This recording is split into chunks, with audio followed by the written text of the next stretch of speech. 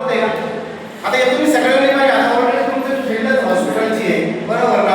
तर आता कधी आयसीयू मध्ये हॉस्पिटलमध्ये गेला असेल तर तुम्हाला पाहायला भेटलं असेल तिथं आयसीयू मध्ये कधी बघितला बरोबर. तिथं ऑक्सिजन मेंटेनसाठी सर मशीन बसवलंय. आज 4 व्हीलर सीएनजी गाडी आली तिला कंपल्सरी. नाशिक पुन्हा मुंबई इथं मेट्रो सिटी आहे तिथे जिल्ह्याच्या ठिकाणी कोणी जर आपले नातेवाईक असतील तर तिथे बघा बिल्डिंगला गॅस पाईपलाईन आहे. प्रत्येकाच्या घरातील मशीन तुम्हाला पाहायला मिळेल. तसंच आज जिथं गॅस सिलेंडर वापरतात तिथं पण दुर्घटना व्हायला नको जीवितहानी व्हायला नको म्हणून हे मशीन बनवलं गेलंय. याला काढणं बसवणं अगदी सोपं आहे. जसं आपण सिलेंडरचं आपण रेग्युलेटर काढलं बसतो सेम तसंच काढायचं बसायचं. म्हणजे ही जी रिंग ही वर करून धरायची आहे आणि तिथं मशीन टेकवायचं आहे. त्याच्यानंतर ही जी रिंग खाली प्रेस करायची.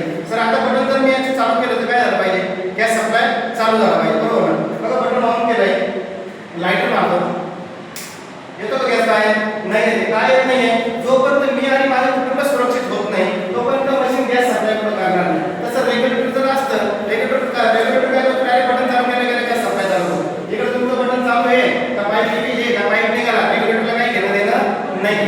तसं मशीन काय करणार दुर्घटना होऊ देणार नाही. पहिला फायदा काय होईल तुमचा ऑलरेडी जो सिलेंडर लिकेज झालाय मशीन बसवणं ते लिकेज बंद करणार. दुसरा फायदा काय होणार आहे कधी कधी आजकाल जर खराब असेल रेग्युलेटर बसवायच्या नंतर पण सारखा गॅसचा वास येत असतो लिकेज चालू असते व्यवस्थित रेग्युलेटर बसत नाही सारखा आवाज पण चालू असतो. तर खराब असलं नसलं तरी मशीन व्यवस्थित फिट बसेल म्हणजे काय होणार आहे गॅसची दुर्घटना जे होणारी जी गळती ती पण बंद होईल आणि होणारी दुर्घटना पण टाळणार म्हणजे गॅसची बचत पण होईल बरोबर. हा झाला त्याचा दुसरा फायदा. आता बघा आता हा प्रेशर आणि मागाचा प्रेशर याच्यात काय फरक पडतोय सिलेंडरच्या याच्या प्रेशरमध्ये. पहिला हेवी होता पहिला तो 650 हेवी प्रेशर होता. मशीनने त्याला काय केले 5 पट कमी करून फक्त 107 वर आणून मेंटेन केलाय. आता तो 5 पट कमी का केलाय तर घरात अशी किती बर्नर चालतात जास्तीत जास्त 2 3 किंवा 4 बर्नरची शेगडी असते जास्तीत जास्त 4 बर्नर चालतील एवढाच प्रेशर याच्यात मेंटेन केलाय. म्हणजे काय होणार आहे आता 1 महिना जाणारा सिलेंडर तुम्हाला दर महिन्याला 8 दिवस एक्स्ट्रा जाणार. जिथे तुम्हाला 12 महिन्याला 12 सिलेंडर लागतील तिथे फक्त 10 लागतील. तर आपली जी घरची सिलेंडर तुम्ही हॉटेल लाईनला पण वापर करत पाहताय लग्न संता असेल 1000-2000 स्वयंपाक जरी असेल तरी आपला सिलेंडर त्याच्यावर स्वयंपाक केला जातो. एवढं मोठ्या प्रेशरची घरात गरज आहे का नाही. त्याच्यामुळे आपली गॅसची बचत पण होणार. हा झाला त्याचा दुसरा फायदा. आता बघा गॅस तर काय झाला तरी पण गॅस सप्लाय होतोय का नाही होते.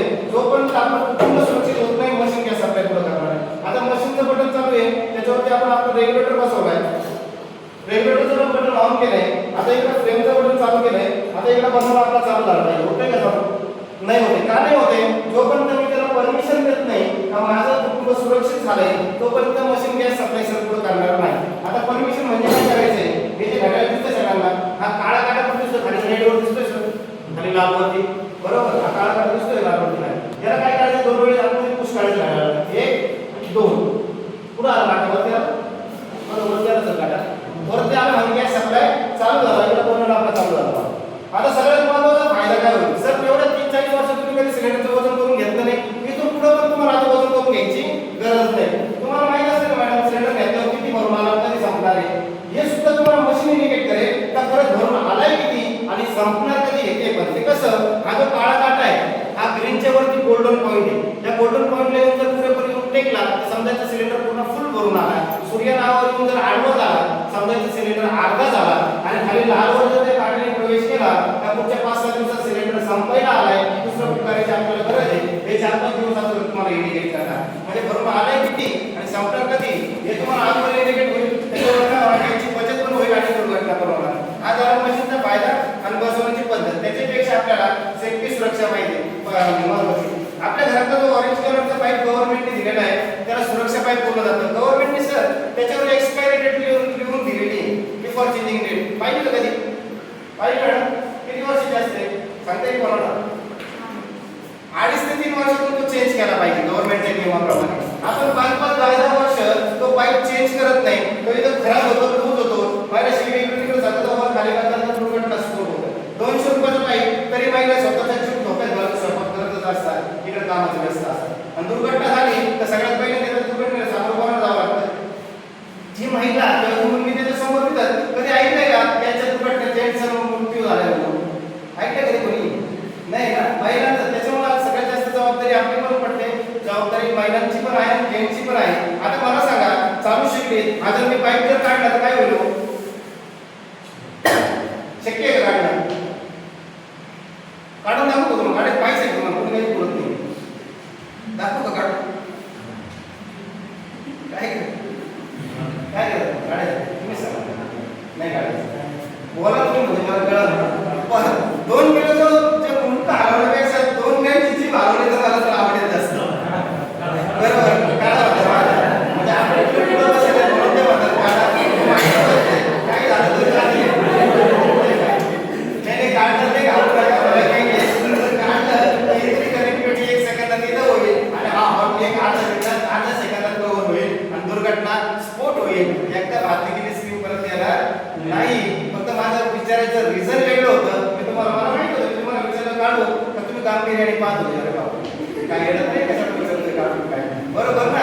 काढणार नाही मी पण माझं विचारायचं रिझन एवढंच होतं. मी तुम्हाला विचारलं काढू का तुम्ही नाही बोलले मी ऐकलं तुमचं ठीक आहे. पण मला म्हणायचं उद्देश एवढाच आहे जे आपल्या घरात होणारी दुर्घटना जसं मी विचारलं तसं विचारून होणार आहे का होईल का नाही होणार. दुर्घटना तरी कोणी सांगून होत नाही अपघात बरोबर ना. त्याच्यामुळे वेळेत पाईप चेंज करणं गरजेचं. दुर्घटना व्हायची वाट पाहायची नाही. जे होऊन गेल्याच्या नंतर चार्ज मिळणार नाही त्याच्या अगोदर करणं गरजेचं आहे आपल्याला. सेफ्टी सुरक्षा मी ऐकलं तुमचं पाईप नाही ऐकलं तुम्ही जर म्हणलं 4 वर्ष लिहायचं नाही येतो तो ऐकलं अशी गॅरंटी नाही. त्याच्यावर सेफ्टी सुरक्षा घेणं वेळेत करणं गरजेचं. होऊन गेल्याच्या नंतर चान्स मिळत नाही होण्या अगोदर मिळतो पण आपण होण्याची वाट पाहतो त्याच्यामुळे दुर्घटना वाढत चालल्या. तरी पण बघा मी तुम्हाला बघा आता मी तुम्हाला माहिती देऊन निघून जाईल तुम्ही तुमच्या कामात व्यस्त होशाल आणि परत ते विसरून जाशाल. पण ही जर छोटी मोठी दुर्घटना झाली ना सर तर कमी कमी वर्ष 6 महिने 2 वर्ष तरी लक्षात राहील. पण काढून पाहिजे काय चला. तरी पण मी तुम्हाला सर पाईप काढून दाखवतो. अशा वेळेस आपलं मशीन काय काम करतं बघा. त्या घड्याळाकडे लक्ष द्या. चालू व्हायचं वर खाली घेताना किंवा वरून इकडे तिकडे सारखवताना समजा आता चालू व्हायचं तर पाईप निघाला जर निघाला तर अशा वेळेस आपलं मशीन काय काम करते बघा. चालू काय केलं मशीनने गॅस सप्लाय करणं बंद केलंय. किती सेकंद आणि किती वेळा आपल्या आणि आपल्या कुटुंबाला मशीन सुरक्षित आणि सेफ करते पहा. परत एकदा दाखवतो. चालू तिकडे तिकडे घेताना जर समजा असं जर पाईप निघाला मशीन काय करते आपली डोळ्याची पापणी पडायची काय करते गॅस सप्लाय करणं बंद करते आणि आपल्या कुटुंबाला सुरक्षित करते. सर पाईप होतं मशीन होतं म्हणून मी पाईप काढून दाखवला. मशीन जर नसतं ना काढायचं ना आपण विचारलं नसतं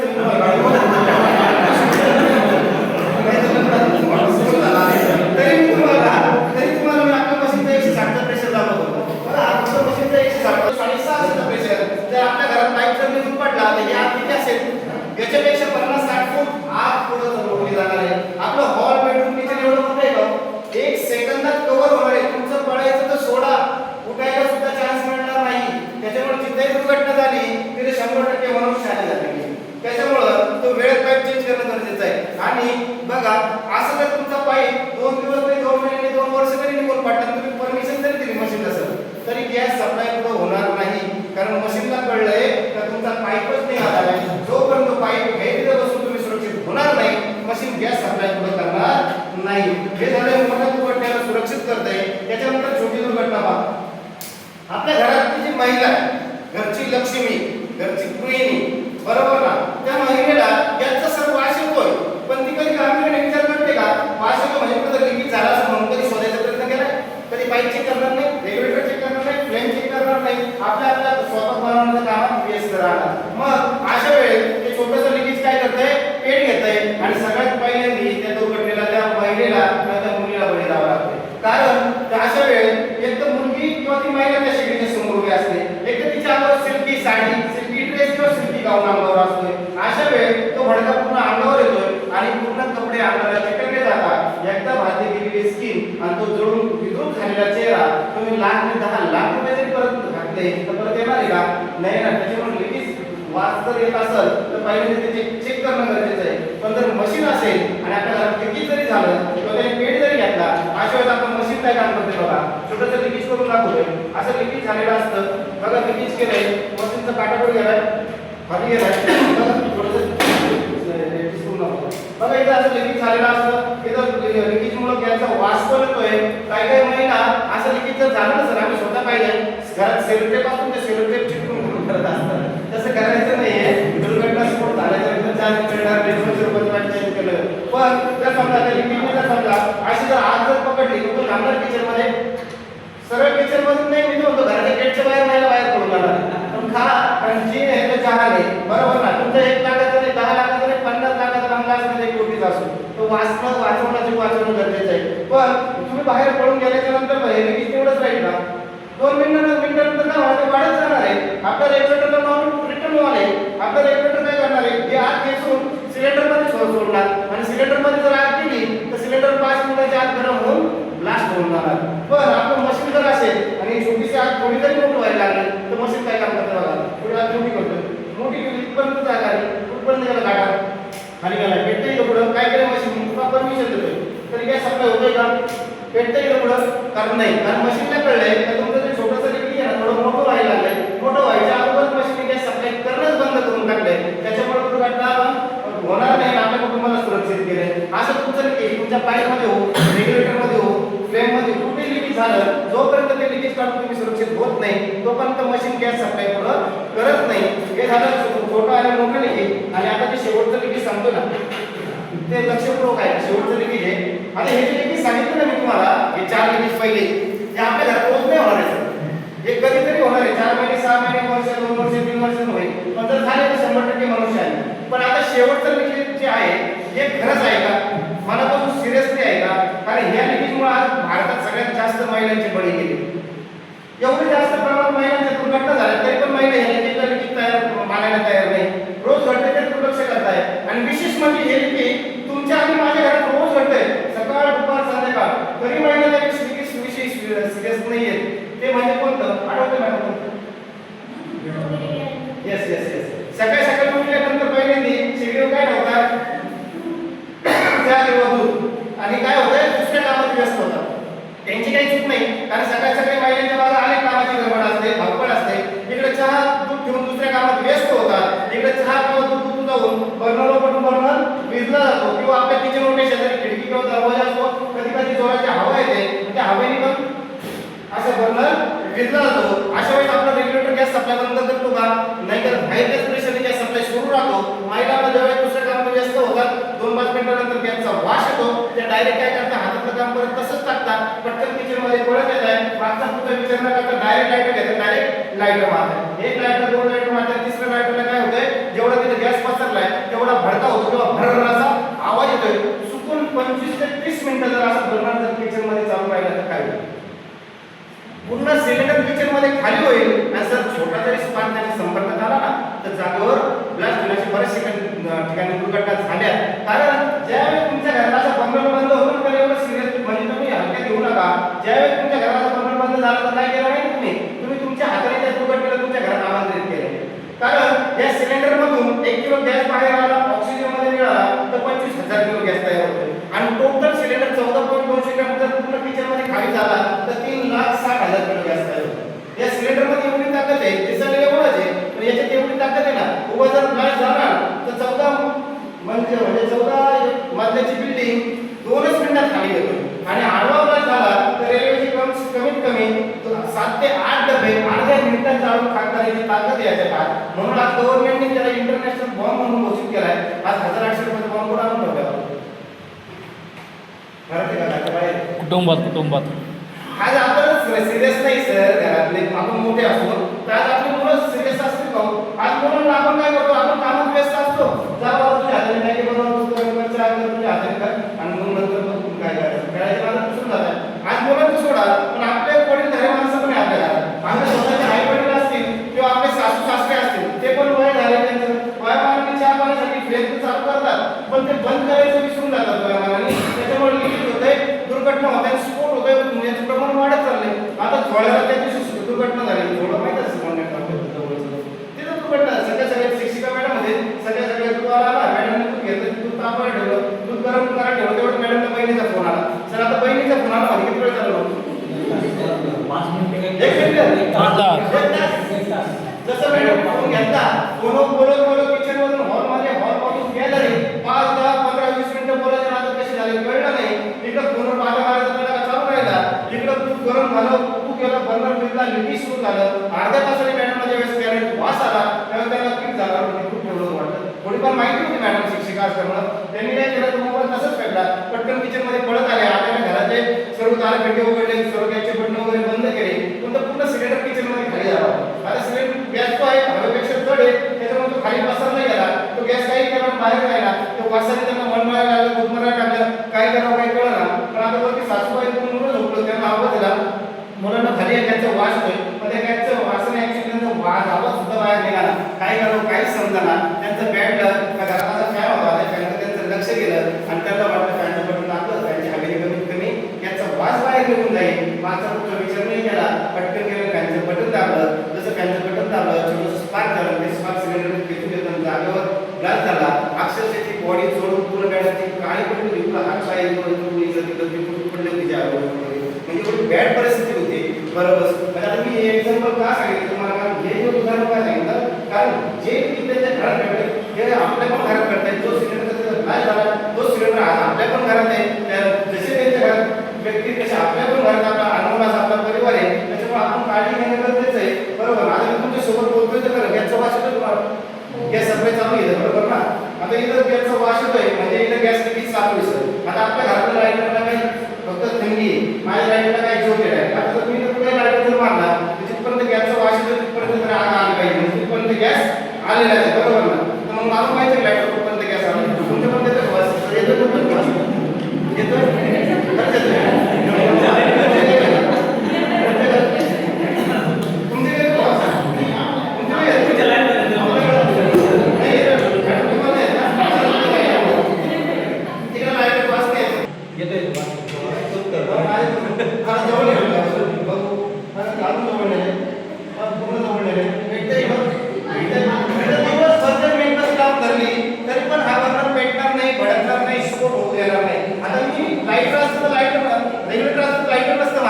मशीन होतं म्हणून तुम्हाला लाईटर मारून दाखवतोय.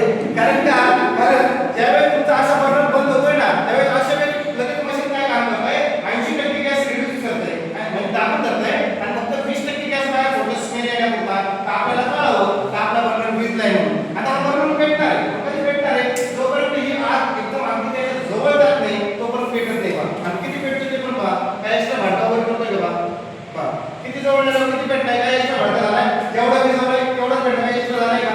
असं चुकून तुमचं सकाळी जरी पेटला आणि तुम्ही संध्याकाळी जरी डायरेक्ट लाईट मारलं तरी पण स्फोट होणार नाही, दुर्घटना होणार नाही. वरून तुमची गॅसची बचत करणारं मशीन, असं सुरक्षित करणारं मशीन आपल्या सगळ्यांच्या घरात पाहिजे की पाहिजे. जी जरूरत नाही सर, ज्या गरजेच्या वस्तू नाही त्या पण आज आपण घरात आणून ठेवाय. पहिले 10,000-5,000चा टीव्ही होता, आता 50,000चा एलईडी लाख रुपयाचा. Home theatre, fan, mixer, cooler, charger, mobile, ज्या गरजेच्या वस्तू त्या आणून ठेवल्या. पण 1,800चा बॉम्ब त्या अनमोल अशा कुटुंबात आणून ठेवलाय. त्याच्या सेफ्टीची सुरक्षेची कधी विचारच केला नाही. त्याचा ब्लास्ट झाला तर तुमचं 1-2 कोटीचं घर सुद्धा काही राहिलं. त्याच्यामुळे आज त्याची सुरक्षा सेफ्टी घेणं गरजेचं आहे. आज बघा, ज्या दिवशी सिलेंडर संपले त्याला काढणं बसवणं अगदी सोपं आहे. खाली मशीनचं बटन बंद करायचंय, रिंगवर ओढायची आहे असं काढून घ्यायचं, याला सुट्टा वेगळी करायची गरज नाही. हे जे आपल्या रेग्युलेटर अटॅच होते त्यात पडत वगैरे काय नाही. दुसरं सिलेंडर पण जॉईन करताना चेंज केल्यावर फक्त रिंगवर ओढून धरायचे, मशीन आता चेक होते, रिंग खाली प्रेस करून बटन ऑन करायचंय आणि 2 वेळा घड्याळ आज पुश करायचंय. त्याच्या काठावर आला जोपर्यंत तुमची सिलेंडर संपत नाही तोपर्यंत इथं कोणत्याही बटनाला तुम्हाला हात लावायची गरज नाही. जसं तुम्ही रोज सकाळ सकाळ संध्याकाळ वेळेला चालू करता रेग्युलेटर, ते सुद्धा तुम्हाला चालू बंद करायची गरज नाही. तुम्हाला चालू बंद करायचंच आहे तर फक्त शेगडीच्या बटनावर चालू बंद करायचं. काही अशी कोणी बटन चालू ठेवून तुम्ही महिन्यातून 4 महिने गावाला जरी गेले तरी काळजी करायची गरज नाही तुम्हाला का आपलं बटन चालू आहे का बंद आहे म्हणून. असं सेफ्टी आणि सुरक्षित करणारं मशीन आहे. बरोबर. 2 मिनिटात मशीन माहिती देतो, माहिती होतोय. हे जे मशीन बनवलं आहे आज सूर्या कंपनीने 40 वर्षापासून ते सूर्या कंपनी आपण ती शेगडी वापरतोय. त्याच कंपनीचा आविष्कार आहे, मेड इन इंडिया. कोणतेही चायना प्रोडक्ट